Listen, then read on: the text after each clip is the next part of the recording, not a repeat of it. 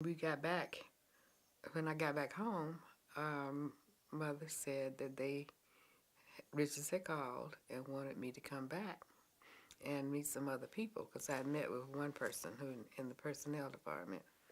And I remembered him because he was one of the ones who stood over me and said, "You'll never, ever get us to uh, integrate Richards, the Magnolia Room." And I said, "Oh, sir, I'll be back here." And yes, you will. And so they had the application. On the application, it said, "Have you ever been arrested?" And he didn't remember me. And I wrote yes. And the next question was where? And I said, "Rich's department store." He said, "Oh my God, she's here again." So I came back home again. And the next day I was hired. And I had to go into a training program, the executive training program. They had one that they called the JET program, which was standard.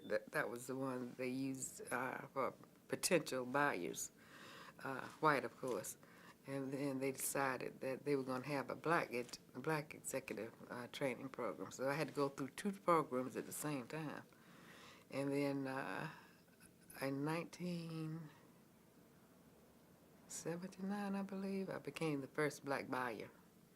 And then in 80, I was coming back from New York on a buying trip, and I had this great big, huge black afro. And you know, with the color of my eyes and everything, I always tinted my hair black because I really looked up to Angela Davis, and I followed her career, and I get stopped all the time, and I thought that was like a badge of courage. Oh, okay, good. I'm helping Angela Davis, and it became a game. But I got the media everywhere I went, every city I went to, except in Atlanta. And then I came home. That's okay. I came home. I came to home on a buying trip, and I saw all this media, and I thought, oh goodness, this is for somebody else. And I, proceeded to walk on through. And then they were calling, "Are you Carolyn Banks? Are you Carolyn Banks?" I said, "Yes." I said, "But you got the wrong person. I'm not Angela Davis." They said, "No, no, no, we're not stopping you for her. You have been chosen to be the first black woman on the city council." And I said, "Oh, no, no, no, you wrong again."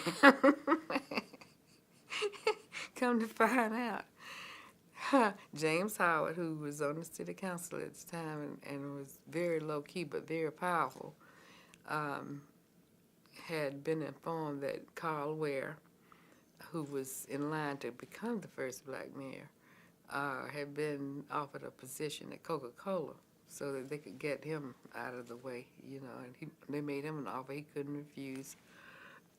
He was held in a large position. So James said that the members of council decided that it was time to have a black woman, and they put my name up.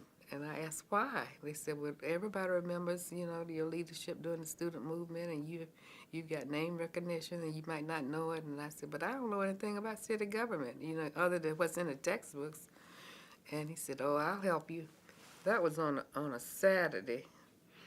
And I said, "Well, when is this swearing in supposed to take place?" He said, "Monday." So I hadn't had any of the papers or didn't know anything about it. I said, the only way I can get out of this is to tell them that I have to talk to the president of the company, talk to him, who's Mr. Zimmerman, and he said, "Oh, yeah, we've already talked to the headquarters in New York, and we would be honored to have you serve. You would be the first person in the retailing business to serve in an elected position all over the country. And so it would be an honor. We'll do whatever it takes." And I said, "Oh, my goodness, I've been ganged up on."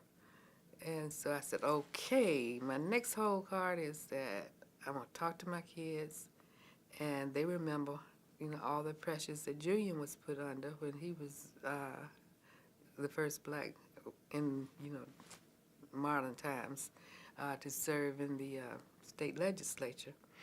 And of course, he had been harangued and talked about because he was against the Vietnam War. And our kids were, very, very close. Can you imagine Michael being, little Michael and April running around together? And so when I got home, April, with her little smart self, said, "Well, Mama, you always told us when people ask you to do things in the community, you can't say no. So you have to do this." I said, "Oh, okay." And Mother and Daddy was sitting back just they didn't have to say a word. They were just gloating. And as it turned out, that Monday, they asked me to report back down to council, and there was a whole procedure I found out that they went through of candidates and the whole bit that I knew nothing about. And had to appear before the committee on the council, and they voted unanimously. And then I walked in at 2 o'clock to the council meeting, and that's the history. I stayed there from 1980 to 1997, and they never had a person who was appointed to be elected to that position, so I was elected over and over again. Okay, let's talk about SNCC. Oh, okay. SNCC was formed as the student movement started to spread all over the country. And many of the student leaders from various black colleges, as well as some colleges, all got together and decided that we needed to organize because it was a countrywide problem. And the first time that we met informally was at Morehouse Gym, and that's when I met Marion Barry, because he came from Kentucky, and several other leaders. Julian, of course, was a student at Morehouse. John came in from North Carolina, and Bernard Lee and several other students who were very active. And it was a real raucous kind of meeting because everybody wanted to be the leader. And as it turned out, the next year, what we decided to do was to have a formal meeting, which was held at ITC. And that's when John Lewis was named the chair of the SCLC. I mean, the SNCC, SNCC.